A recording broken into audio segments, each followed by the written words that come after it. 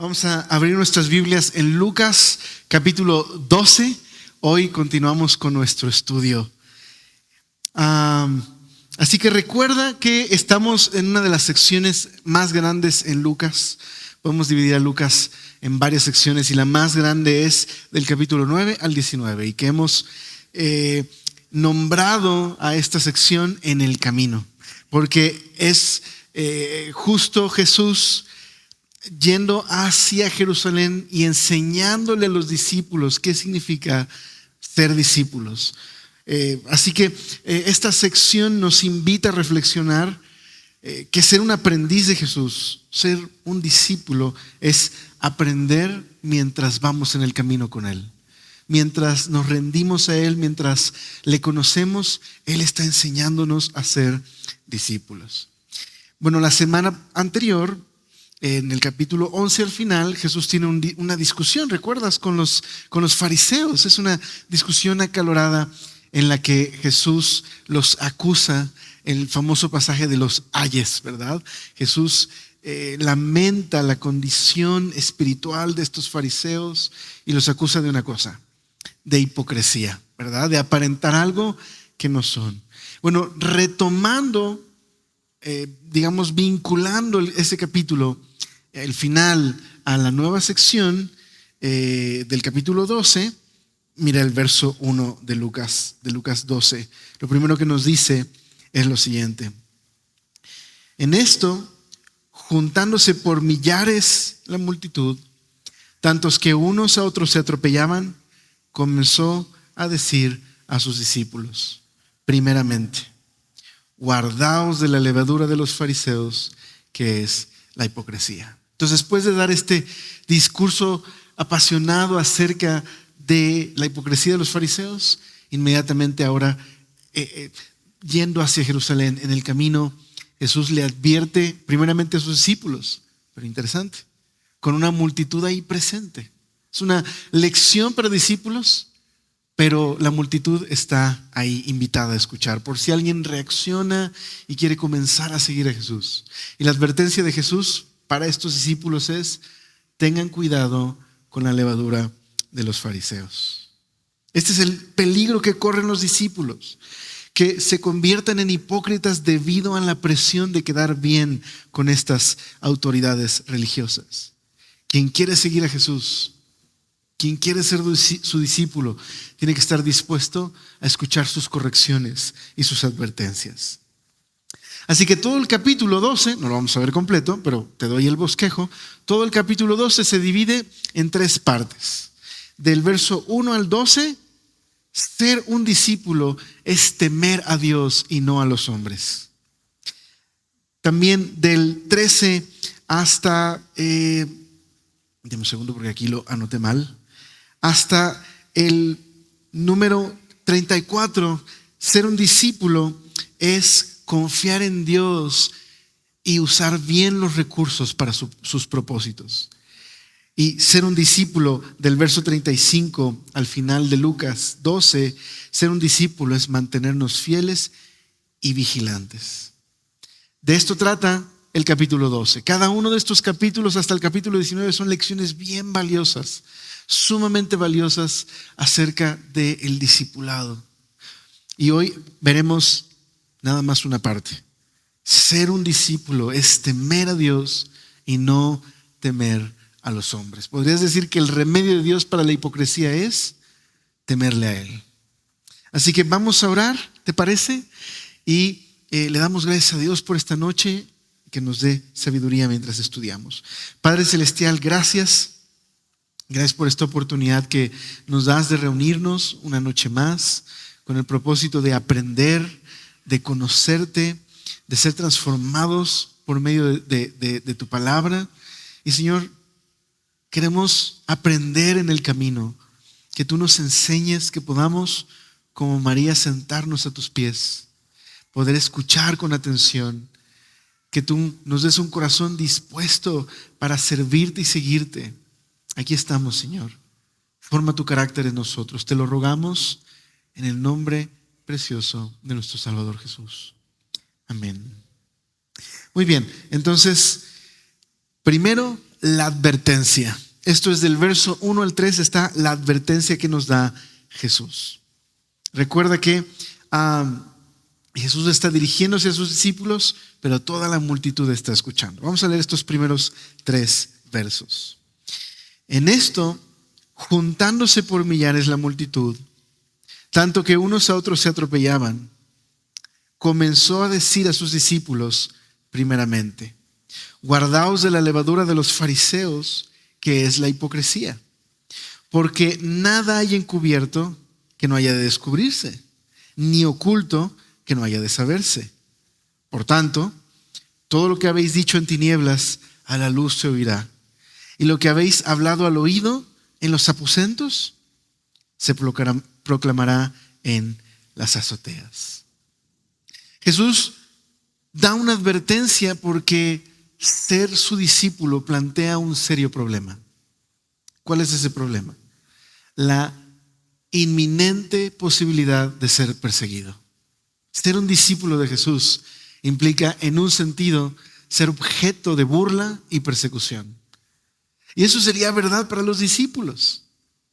No, Jesús, en uno de los discursos de Juan, en el capítulo 16, Jesús les dice claramente a los discípulos. Es más, les advierte diciéndoles: mientras que estoy con ustedes se los digo, para que se acuerden cuando no esté de lo que les he dicho. Y esto es lo que les dice Jesús: si a mí me han perseguido, les van a perseguir a ustedes también. Y cuando lo hagan, van a creer que están sirviendo a Dios. Pero lo hacen porque ustedes no son del mundo, no pertenecen al mundo. Así que ser un discípulo de Jesús hace que sea inevitable el peligro de ser perseguidos. Así que, ¿cuál sería la tentación para los discípulos? Esconderse, ¿verdad?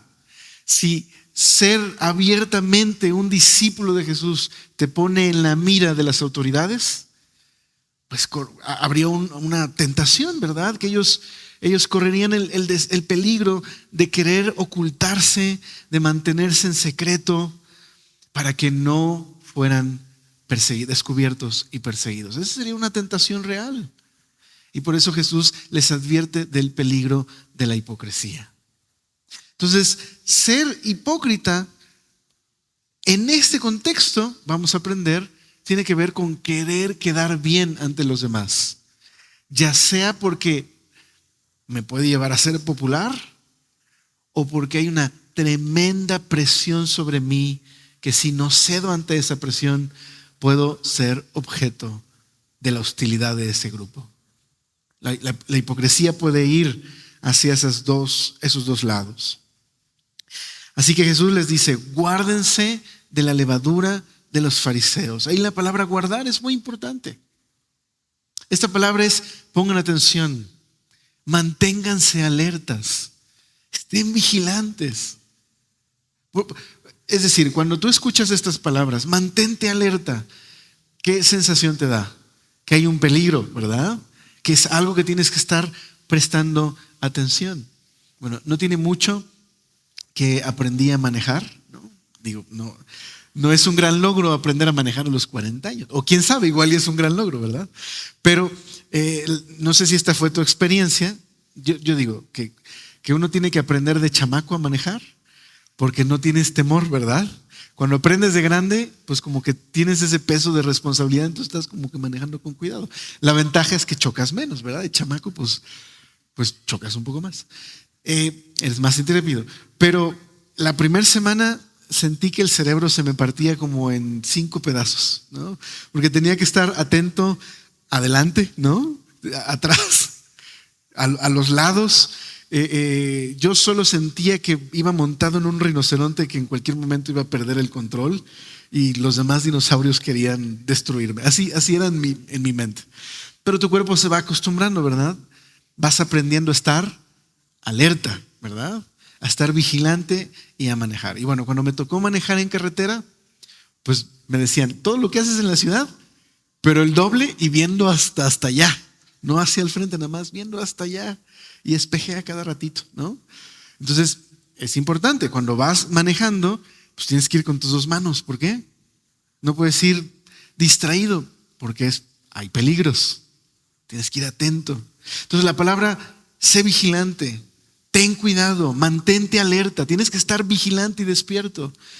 Nos da esta sensación de que hay un peligro del cual tenemos que guardarnos. ¿Y cuál es ese gran peligro del que habla Jesús? Lo leímos. La levadura de los fariseos. ¿A qué se refiere con la levadura de los fariseos? Se refiere a su estilo de vida, a su manera de ser, a su interpretación de cómo vivir para Dios.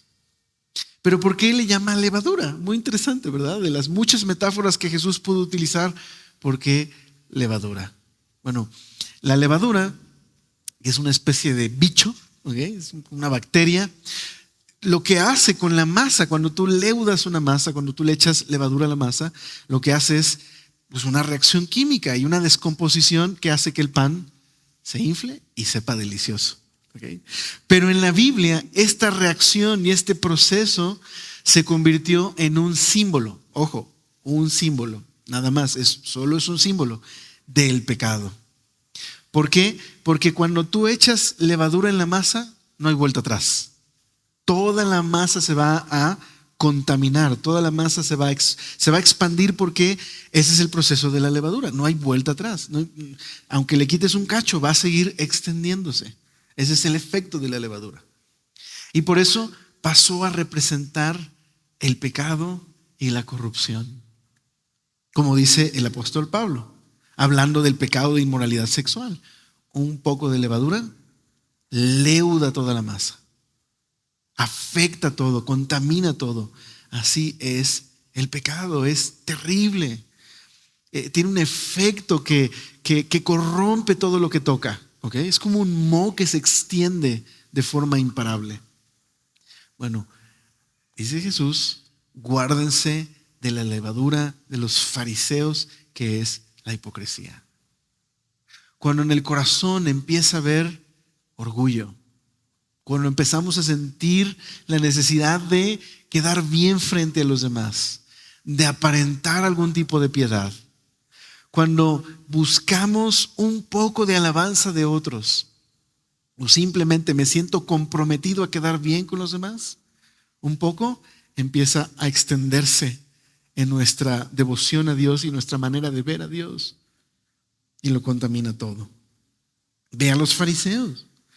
Si recuerda, la semana pasada aprendimos que los fariseos no comenzaron siendo lo que Jesús les llamó en el Nuevo Testamento, unos hipócritas. Aunque no todos eran unos hipócritas, pero la levadura de los fariseos había permeado al movimiento. En realidad comenzaron siendo un movimiento genuino de devoción a Dios, de volvamos a la Biblia, vamos a ser fieles y leales a Dios. ¿Cómo terminaron? Queriendo agradar a los demás y aparentando algo que no son. Cómo su deseo de vivir con Dios y vivir para Dios terminó en un deseo de quedar bien y recibir gloria los unos de los otros.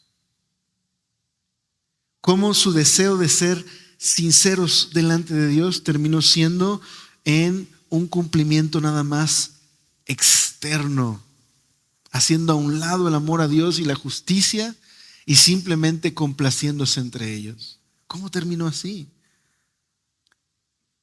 Por la hipocresía. La hipocresía destruyó la devoción de los fariseos. Contaminó la devoción de los fariseos. Y terminó siendo esto, un movimiento de apariencia, sin amor a Dios, sino amor a ellos mismos, amor a los hombres.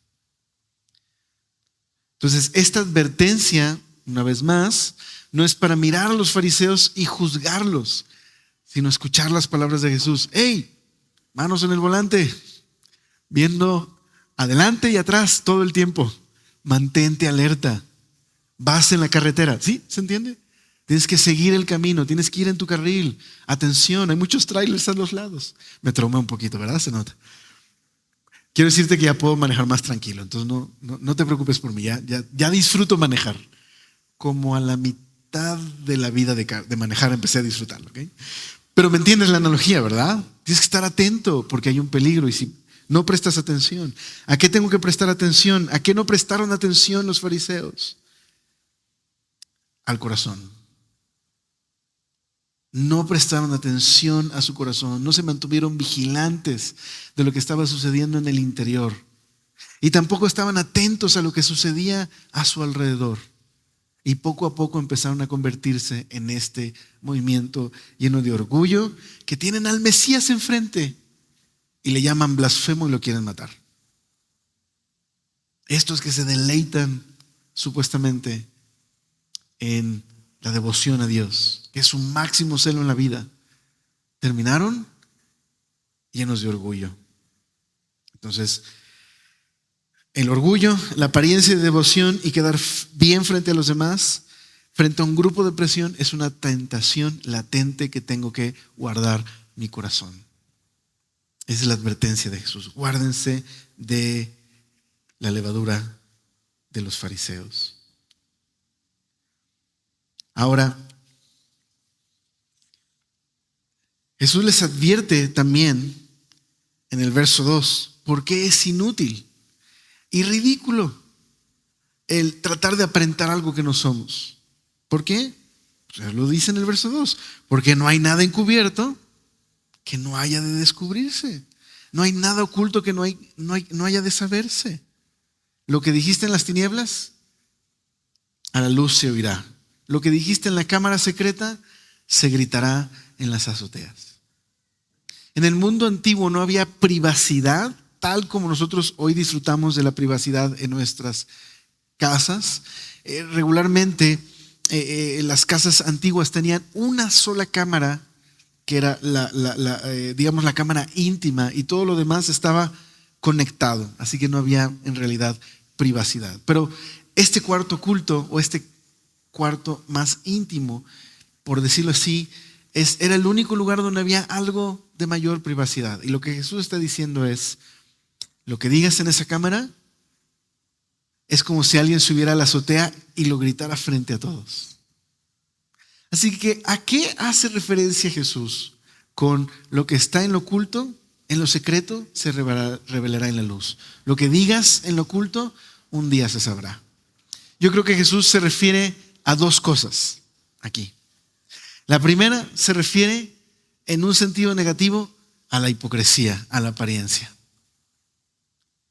Cualquier cosa que pretendamos ser frente a los demás, pero no es verdad en lo secreto del corazón, Dios lo sabe, Dios lo ve. Porque aunque los demás ven la apariencia, para Dios la oscuridad es como si fuera de día. Dios ve el corazón. No puedo ocultarme delante de aquel cuyos ojos lo ven todo. Así que es ridículo aparentar algo. Porque ¿qué ganaría con quedar bien delante de los demás si Dios sabe exactamente quién soy? Así que es inútil ser hipócrita.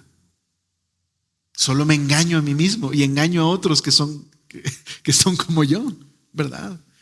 Porque eso es lo que hacían los fariseos. Dice Jesús, a ustedes aman darse gloria los unos a los otros. Se aplauden y se alaban entre ustedes. Pero Dios no aplaude lo que hacen. Pero también creo que es una segunda cosa que Jesús le dice a los discípulos. Así que no traten de ser cristianos en lo secreto por la presión de grupo.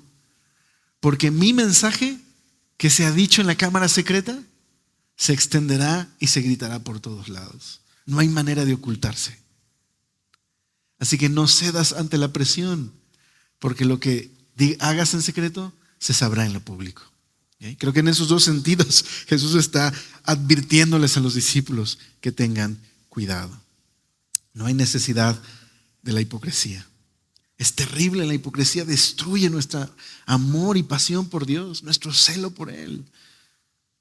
Como la levadura, lo contamina todo y lo corrompe. Guardemos nuestro corazón, escuchemos la advertencia. Estemos vigilantes y alertas ante este peligro, porque nuestro corazón es como la carne de puerco. ¿O como decía el ratón Crispín? Decía, ¿no? Eres tan malo como la carne de puerco. Sí se acuerdan del ratón Crispín, ¿verdad? Nuestro corazón es malo, engañoso, que está en un proceso de transformación, ¿verdad? Pero es engañoso. Así que guardemos nuestro corazón de este peligro. No creamos que no podemos caer en esta tentación de ser religiosos e hipócritas. Vengamos a Jesús diariamente para que Él nos limpie, nos transforme constantemente, podamos rendir cuentas. Creo que es una de las maneras en las que podemos ser libres de la hipocresía. Pero aquí Jesús nos va a dar el remedio para la hipocresía. Y el remedio está en el verso 4. ¿Okay? Entonces, no trates de aparentar algo si Dios conoce lo que hay en la oscuridad, y no seas un cristiano de la secreta, porque se dará a conocer. Mas os digo, verso 4, amigos míos, no temáis a los que matan el cuerpo y después nada más pueden hacer, pero os enseñaré a quién debéis temer. Temed a aquel que después de haber quitado la vida tiene poder de echar en el infierno. Sí, os digo, a este temed. ¿No se venden 5 pajarillos por 2 cuartos? Con todo, ni uno de ellos está olvidado delante de Dios. Pues aún los cabellos de vuestra cabeza están todos contados. No temáis, pues más valéis vosotros que muchos pajarillos. Entonces el verso 1 al 3 es la advertencia. Guárdense de la levadura de los fariseos. Y luego del verso 4 al 7, Jesús da el remedio. Teme a Dios y no temas al hombre. ¿Por qué deberíamos temer a Dios y no al hombre? Pues vamos a analizar lo que Jesús está diciendo aquí. Ok, entonces si estamos hablando de un contexto de persecución, si comenzó a haber mayor hostilidad hacia Jesús, ¿recuerdas? Final del capítulo 11, dice el verso número 53 y 54, que los escribas y los fariseos comenzaron a estrecharle en gran manera, o sea, a empujarle, a jalarle, acechándole y procurándole cazar alguna palabra de su boca para acusarle. Ha empezado a crecer la hostilidad hacia Jesús. Y por lo tanto sus discípulos también son el objeto de esta hostilidad. Es inevitable, si eres un seguidor de Jesús, te vas a enfrentar a algún tipo de rechazo o persecución. Y para los discípulos, esto podía incluso representar la muerte. Y así es. El libro de los Hechos, ahí date una leída a los primeros capítulos de Hechos, que es Lucas parte 2, vas a encontrar que los discípulos comenzaron a enfrentar muerte, persecución, hostilidad, rechazo.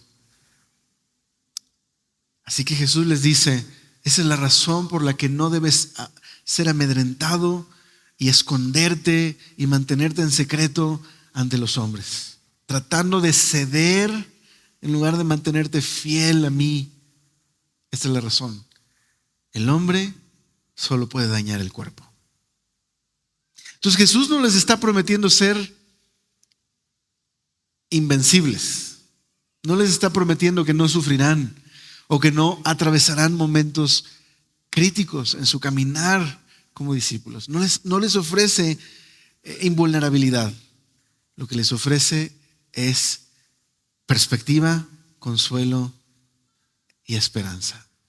Solo pueden dañar tu cuerpo, no pueden hacer nada más. No les temas. Porque nuestra vida no es simplemente esta vida. Porque nuestro cuerpo no es todo lo que somos. Y porque hay una vida más allá de esta vida. Jesús dice, no le temas al que solo puede dañar tu cuerpo. Es todo lo que puede hacer. No puede hacer más. Deberías temer al que después de muerto, en la vida más allá de la muerte, tiene la autoridad y el poder de juzgar y condenar por la eternidad. A este deberías temer. Ahora, palabras fuertes de Jesús, ¿verdad? ¿Cómo nos consuela saber que tras la muerte enfrentas al juez que tiene la autoridad de destruirte por completo, es decir, de darte condenación eterna. ¿Por qué eso nos puede traer consuelo? Bueno, ahorita vamos a ver por qué. Pero déjame explicar aquí qué significa que debes temer a aquel que tiene poder de echar en el infierno. ¿Qué significa infierno aquí? Bueno, la palabra, ¿ok? 2 minutos de momento de clavadez. No te me pierdas, solo 2 minutos, lo prometo. Pero va a valer la pena, ¿vale? ¿Sí? 2 minutos. Ok, la palabra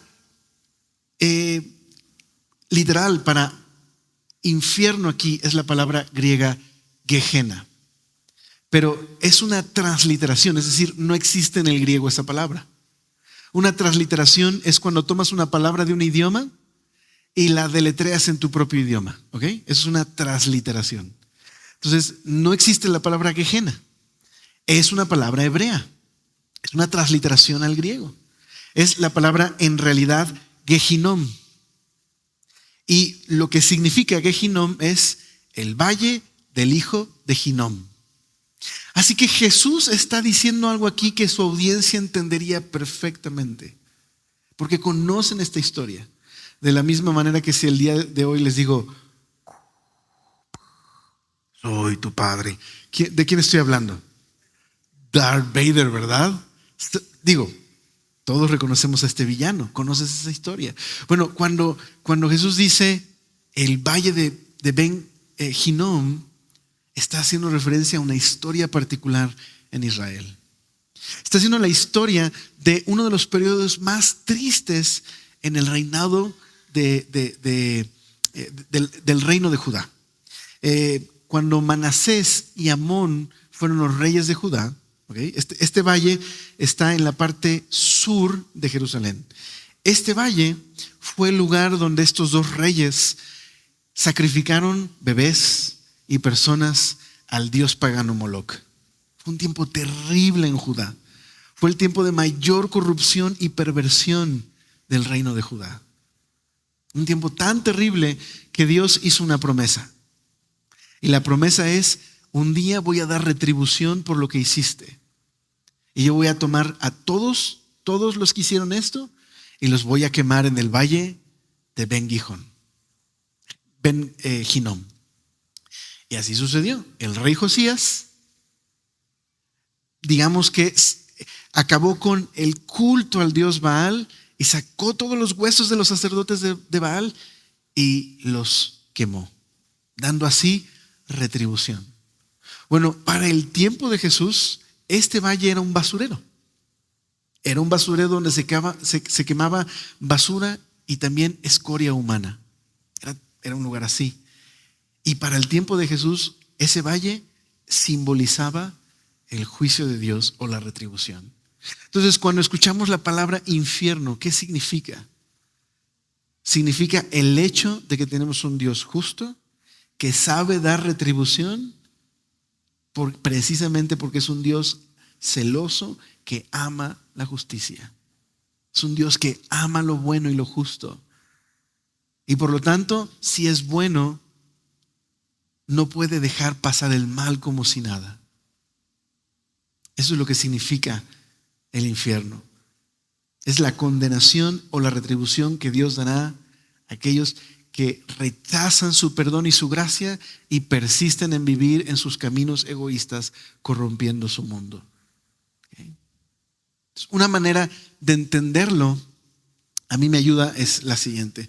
Piensa en una persona, en un padre, tiene una casa con muchos de sus hijos.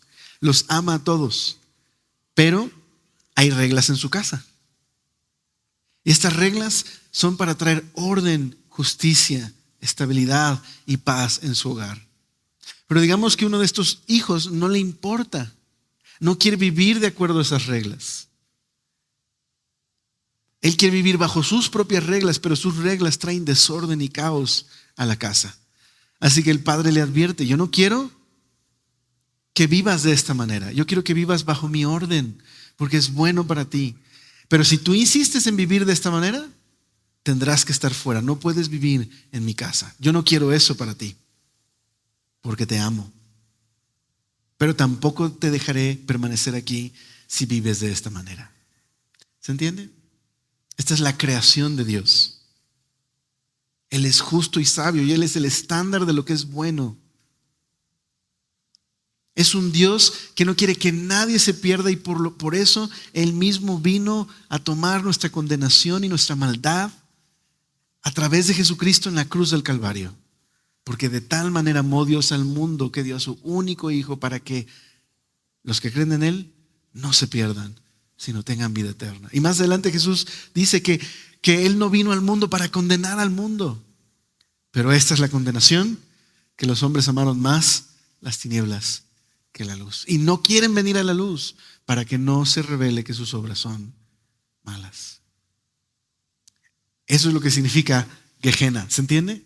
Es un Dios que ama la justicia. Es un Dios bueno y que por lo tanto dará retribución porque es bueno.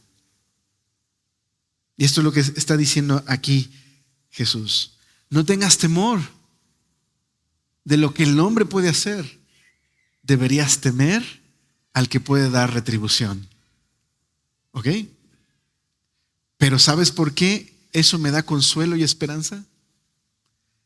Porque este que tiene poder y autoridad, que es el juez, el soberano, el Señor, el Creador, bueno y sabio, el que tiene autoridad para dar retribución y condenación, porque es precisamente el juez justo, también es el Padre amoroso que se preocupa por nosotros. Y por eso puedo confiar en Él, porque el hombre no puede hacer más que dañar mi cuerpo. Pero Él tiene mi vida en sus manos y mi vida no es solo este mundo. Por eso dice Jesús en el verso 6, témele a Él. ¿Por qué? Mira verso 6. ¿No se venden 5 pajarillos por 2 cuartos? Y con todo, ni uno de ellos está olvidado delante de Dios. Literalmente, la moneda a la que está haciendo mención Jesús aquí es el asarión. Para ponerlo en perspectiva, la gente ganaba 1 denario al día. Y te alcanzaba para comer ese día, nada más, tú y tu familia, 1 denario, el salario mínimo. El asarión es el valor de 1/16 de 1 denario. Es prácticamente insignificante. Y lo que dice Jesús es, no te venden por esta moneda 2 gorriones. Y sin embargo, aunque es insignificante el precio de estos animalitos, Dios se preocupa por ellos. ¿No se preocupará más por ustedes? Que de hecho dice el verso número 7, ni estos pajaritos se olvida Dios, de estos 5 pajarillos, pues aún los cabellos de vuestra cabeza, dije 2 gorriones, perdóname, 5 pajarillos, pues aún los cabellos de vuestra cabeza están todos contados. No temáis, tú vales más que estos pajaritos. De hecho, no sé si notaste que en el verso 4 Jesús les dice, amigos míos, no teman. Este es un pasaje glorioso, hermoso, por el hecho de cómo Jesús llama a sus discípulos, amigos míos, cuando los persigan y se burlen de ustedes y enfrenten la hostilidad por mi causa, por mi nombre, por ser fieles a mí, amigos míos, no tengan miedo. No pueden hacerte más daño que lastimar tu cuerpo. Pero recuerda que aquel que tiene poder para dar retribución y por lo tanto confías en este juez justo, es también tu Padre Celestial, que no se olvida de los pajaritos insignificantes para los demás y que ustedes son valiosos para Él y conoce el mínimo detalle, conoce cuántos cabellos de la cabeza tienes. Digo, unos más que otros tenemos, pero los conoce, ¿verdad? Y nos ama. Esa es la razón por la que puedo tener esperanza. Si alguien me conoce también, este es el temor que echa fuera cualquier otro temor en mi vida. Témele a Él. Ahora, ¿qué significa temerle a Él? Definitivamente no significa vive aterrado por el hecho de que Él es Dios. Temerle aquí significa adórale, asómbrate, glorifícale, reconócele. Asómbrate por el hecho de que Él es el Dios, juez, creador, y sin embargo es tu Padre Celestial que se preocupa por ti. Así que podríamos traducir esto como temor reverente. Déjame leerte solo un par de salmos de cómo se nos dice en el Antiguo Testamento cómo el temer a Dios es una bendición, es respetarle, es reverenciarle. No es el miedo a un juez que me condena, es el temor a fallarle a un Padre que me ama. ¿Okay? Dice el Salmo, acompáñame un momento al Salmo 33, 18. Mira lo que dice el Salmo 33, 18. Y que mientras lo leemos, espero esto traiga convicción a tu corazón, ánimo. Salmo 33, 18. He aquí el ojo de Jehová sobre ¿quiénes? Los que le temen, sobre lo que esperan en su misericordia, para librar a sus almas de la muerte y para darles vida en tiempo de hambre. ¿Okay? Entonces, hablará de un temor sucio, de terror y espanto, o de reverencia profunda a un Padre que se preocupa por mí. ¿Okay? Mira el Salmo 103, verso 11. Salmo 103.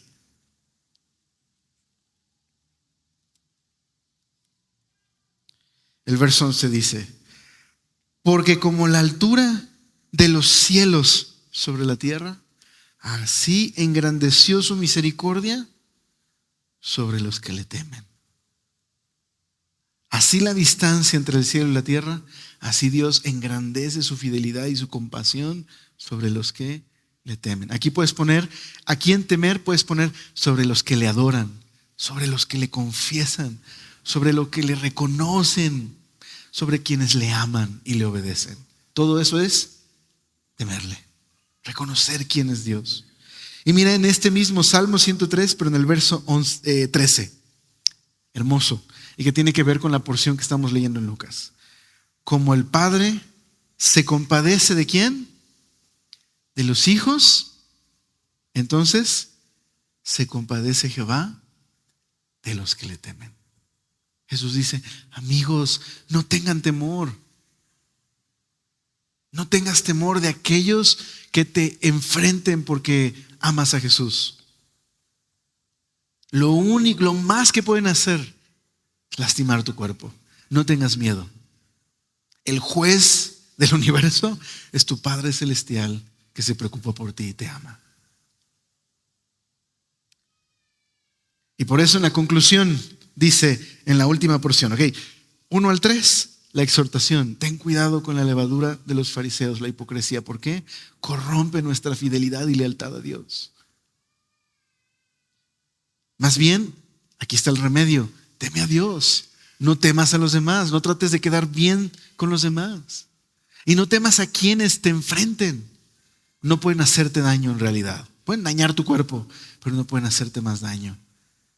Él cuida de ti, témele a Él. Entonces, tercera porción, por lo tanto, confiésale públicamente. Dice el verso 8: os digo que todo aquel que me confesare delante de los hombres, también el Hijo del Hombre.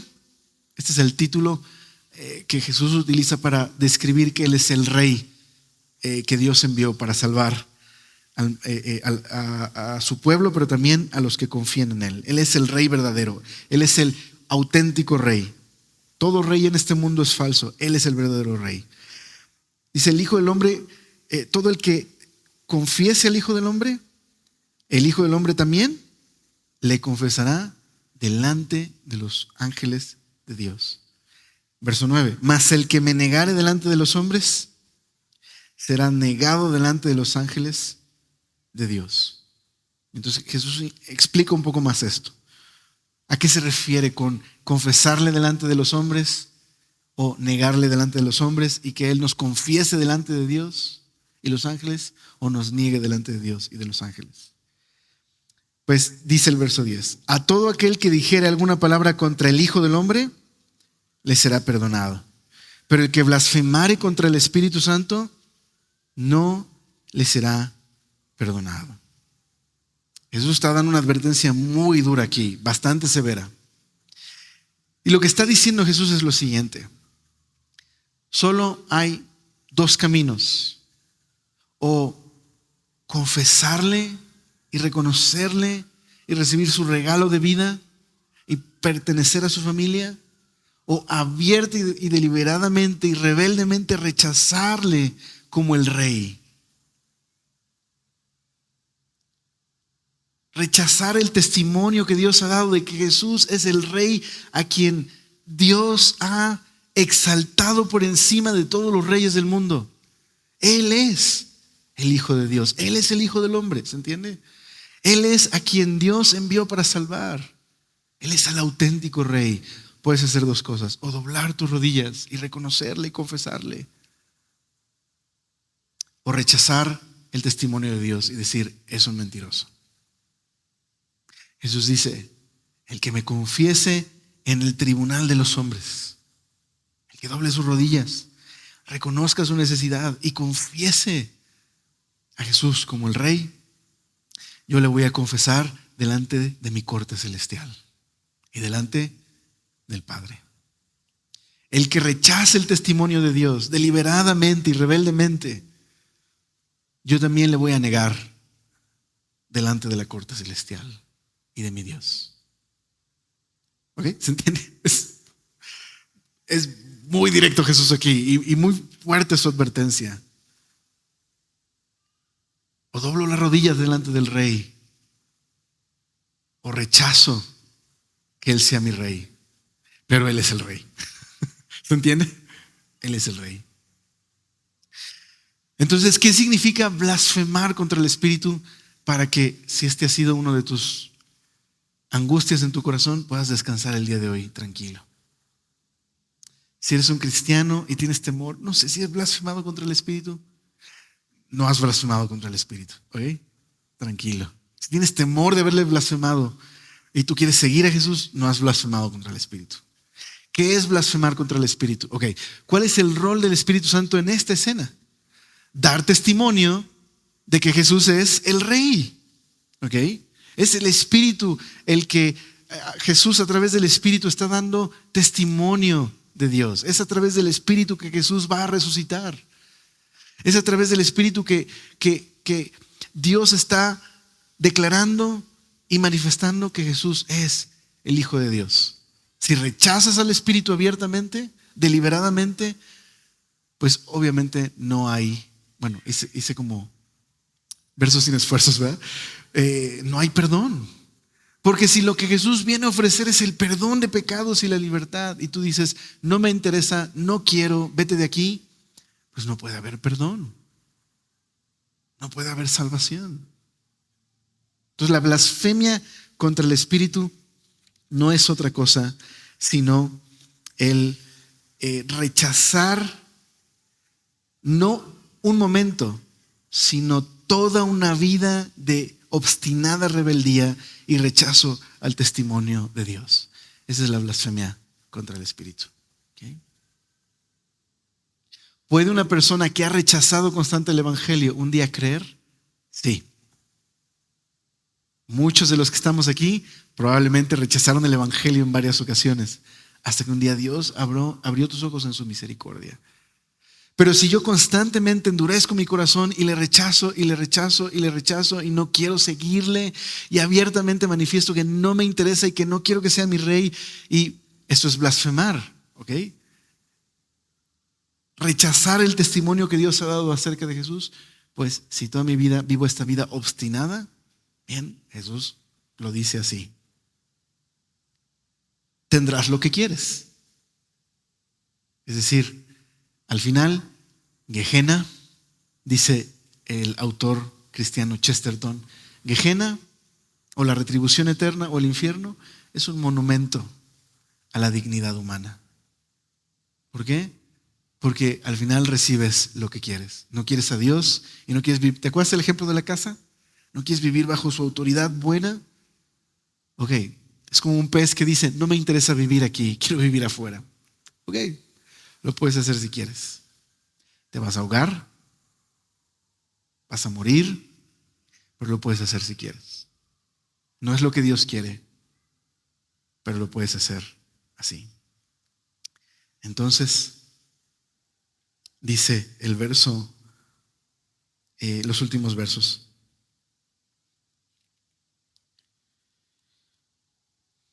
Verso 11. Cuando os trajeren a la sinagoga y ante los magistrados y las autoridades, no se preocupen por cómo o qué habréis de responder o qué habréis de decir. Porque, una vez más, el rol del Espíritu, ¿verdad? Porque el Espíritu Santo os enseñará en la misma hora lo que debáis decir. No se preocupen, les dice Jesús. Si hay un momento en tu caminar cristiano donde enfrentes la hostilidad de un grupo de personas, confía, Dios te dará que decir. El mismo Espíritu que levantó a Jesús de los muertos es el que capacita a los creyentes y les da poder para dar testimonio. Mira lo que dice en la NTV Hechos 1:8. Les voy a leer en la NTV Hechos 1:8. Jesús le dice a sus discípulos en Lucas tomo 2, pero recibirán poder cuando el Espíritu Santo descienda sobre ustedes y serán mis testigos y hablarán a la gente acerca de mí en todas partes, en Jerusalén, por toda Judea, en Samaria y hasta los lugares más lejanos de la tierra. El Espíritu, su rol en el mundo es dar testimonio de Jesús y capacitar a los creyentes para dar testimonio de Jesús en donde estén. Ese es su papel. Y creo que si hay un ejemplo perfecto en el libro de Hechos de lo que hemos aprendido en esta lección, es Esteban. Esteban, si puedes en casa leer Hechos 7, el capítulo 7 completo, es el discurso de Esteban. Esteban fue uno de los servidores de la iglesia primitiva. Un servidor que nos dice el relato de Hechos 6, era lleno de sabiduría y lleno del Espíritu, y que Dios le estaba usando para servir a los demás y dar testimonio de Jesús. Y eso causó que los líderes religiosos se enfurecieran contra él. Entonces, esto es lo que dice Hechos capítulo 7, versos 54 al 56. Yo voy a leer la NTV. Los líderes judíos se enfurecieron por la acusación de Esteban y con rabia le mostraban los puños. Pero Esteban, lleno del Espíritu Santo, fijó la mirada en el cielo y vio la gloria de Dios y vio a Jesús de pie en el lugar de honor. Qué interesante, no sentado, sino de pie en el lugar de honor a la derecha de Dios. ¿Qué estará haciendo Jesús de pie? ¿Qué leímos aquí? ¿Te acuerdas? Cuando te presionen y sean hostiles contra ti y te persigan, si me confiesas delante de los hombres en el tribunal terrenal, yo te confesaré delante del tribunal celestial y de los ángeles de Dios. Es lo que está pasando aquí. Jesús está ahí. Esteban puede ver esto. Qué visión le trajo tanto ánimo, ¿verdad? En medio de sus perseguidores. Y lo que dice es, miren, veo los cielos abiertos y al Hijo del Hombre de pie en el lugar de honor a la derecha de Dios, confesando a Jesús. Y bueno, lo que sucede es que este es el primer mártir de la iglesia cristiana, Esteban, el primer mártir apedreado. Y a partir de ahí ha habido muchos hermanos y hermanas nuestros que han estado en un momento así difícil, de tensión, de persecución. Diferentes maneras de perseguirles ha habido a lo largo de la historia. A veces ha sido persecución económica, a veces ha sido darles muerte. A veces simplemente ha sido marginarles. Pero existe persecución. Hoy en día en nuestro país, en este país, hay lugares en México donde los cristianos se les persigue abiertamente. Hermanos que están confesando a Jesús. Así que esta visión nos dé ánimo el día de hoy. Ánimo para perseverar en Él. Déjame terminar de esta manera esta noche. En medio de advertencias, la oposición de este mundo y las promesas de un Dios cuidadoso y amoroso, aún en los detalles más pequeños de nuestra vida, nos invitan a confiar solamente en Jesús y ser leales a Él. Esta es una característica de un discípulo. Algo que Dios quiere formar en nosotros a lo largo de nuestro caminar con Cristo. Teme a Dios solamente y no a los hombres. Porque si temes a Dios, no tendrás ningún otro temor. Teme a Dios. Buscar agradar a las personas nos llevará a la hipocresía. Temer a Dios nos llevará a una relación honesta, transparente, a una relación sincera y genuina con Jesús. Agradar a Dios antes que a los hombres. Ahora, solo aclarar, esto no te está llamando a ser deliberadamente incómodo delante de los demás, ¿ok? Que a veces confundimos el ser fieles a Jesús con ser hostiles a los demás cristianamente, ¿ok? Dios quiere que seas fiel en tu trabajo a Jesús, que seas fiel en tu casa a Jesús, aunque sea difícil. Que si te persiguen, sea porque te ven llenos del Espíritu Santo. Y no porque dicen, te digo que estos cristianos, ¿sí me explico? Que sea por nuestro amor y devoción a Jesús. Estamos en un curso de colisión inevitable si somos cristianos. A alguien vamos a incomodar, a alguien se va a sentir ofendido, a alguien te va a molestar. Es así. Mantente fiel a Jesús, no cedas ante la presión del grupo. Ama a Jesús, sirve a los demás. Y que tu amor por Jesús te lleve también a amar a aquellos que te maltratan, que te ofenden, como Jesús nos amó y nos dio ejemplo para que sigamos sus pisadas. No se quejó, sino que en la cruz, como Esteban, muy similar, Esteban probablemente imitando a Jesús, Jesús dijo ante quienes se burlaban de él: Padre, no les tomes en cuenta lo que hacen. No saben lo que hacen. No se los tomes en cuenta. ¿Verdad? Es la actitud que Dios quiere que tengamos en nuestro corazón. Cierro con esta frase de Darrell Buck. Si somos cristianos, muchas veces tendremos que tratar con personas que no nos entienden, que rechazan los principios que consideramos importantes o que pueden incluso ser hostiles a nuestras creencias sobre Dios. Ante la oportunidad de hablar de Él, a veces tendremos que arriesgarnos a la posibilidad de ser rechazados. Es posible que nuestros valores nos lleven a hacer, o abstenernos de hacer cosas que produzcan una respuesta negativa hacia nosotros. Es decir, que digas, no, mejor no, porque les voy a caer mal. Ya no me van a querer, ya no me van a invitar, ¿no? Todo esto pueden ser consecuencias lógicas de identificarnos con Jesús. Oremos que Dios nos dé valor para no retroceder. Oramos. Señor, gracias por ser tan bueno y gracias por este tiempo que nos regalas para escuchar este llamado que nos haces a seguirte, a ser fieles, a no temer al hombre, sino temerte a ti, Señor. Gracias porque tienes cuidado de nosotros, porque nos amas. Y ayúdanos, Señor, cuando fallemos, a recordar que tenemos un Padre amoroso, que podemos venir a ti y confesar nuestro pecado. Gracias, Señor, porque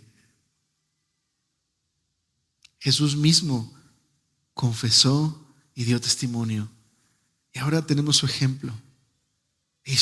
Y tenemos también tu Espíritu, Señor, para ser testigos en donde estemos de tu gracia y bondad.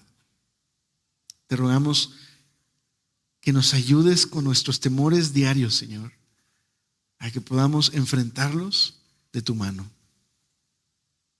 Danos esta perspectiva celestial, como Esteban, que podamos recordar que tú estás en el trono, que tú has vencido. Te lo pedimos, por favor. Amén.